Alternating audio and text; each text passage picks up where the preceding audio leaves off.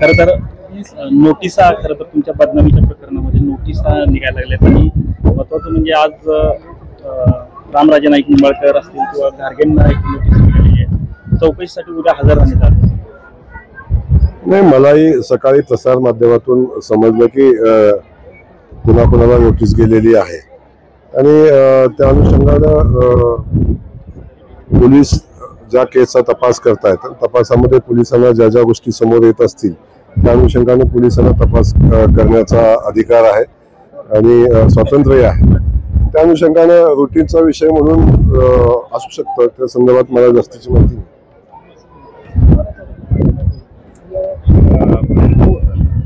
रामराजेंचा सहभाग यामध्ये असल्याचं कळतंय आणि त्यांनी संबंधित महिलेला एका यामध्ये पैसे पोच करण्याचं सुद्धा आश्वासन देतानाच ऑडिओ क्लिप मध्ये कळतंय.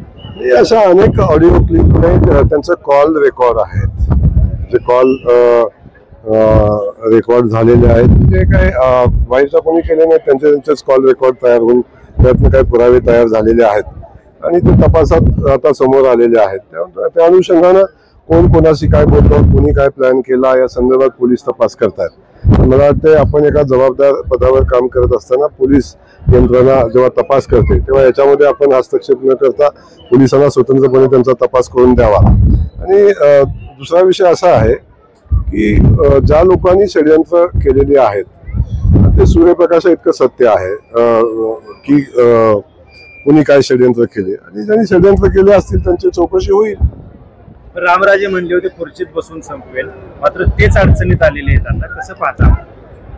आता त्याच्याबद्दल मला अधिकच बोलण्याची माझी इच्छा नाही, परंतु गेले 17 वर्ष झालं जयकुमार गोरेला संपवता ते स्वतःच संपत चालले आणि आपण कुठल्या गोष्टीचा, एखाद्या गोष्टीचा किती इगो करावा, किती एखादी गोष्ट नेत असताना किती खालच्या पातळीला जावं, हे त्यांच्यासारख्या ज्येष्ठ आणि सुसंस्कृत सज्जन नेत्याला समजलं पाहिजे.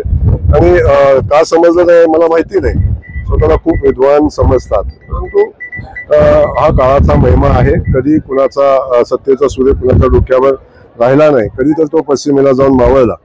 त्यामुळे आपण बघता की जयकुमार गोरेला राजकीय आयुष्यात संपवण्यासाठी अनेक षडयंत्र त्या माणसाने केली आणि त्याचे आपण सगळेजण साक्षीदार आहात. परंतु त्या प्रत्येक षडयंत्राला त्यावेळी उत्तर मिळालं, त्यातून मला मार्गही मिळाले. मी सगळ्या षडयंत्रावर मात करून मी पुढे चाललो. पण हे सगळे षडयंत्र करत असताना जेव्हा आपण दुसऱ्यासाठी खड्डा खोदत असतो तेव्हा आपल्यासाठी आपोआप खड्डा तयार होत असतो. हे कदाचित एवढ्या सुसंस्कृत आणि एवढ्या विद्वान माणसाला का समजलं मला माहिती नाही, परंतु ठीक आहे. आता त्यांना जे करायचं होतं त्यांनी केलं आणि त्यातून काय करायचं होतं ते करायचं.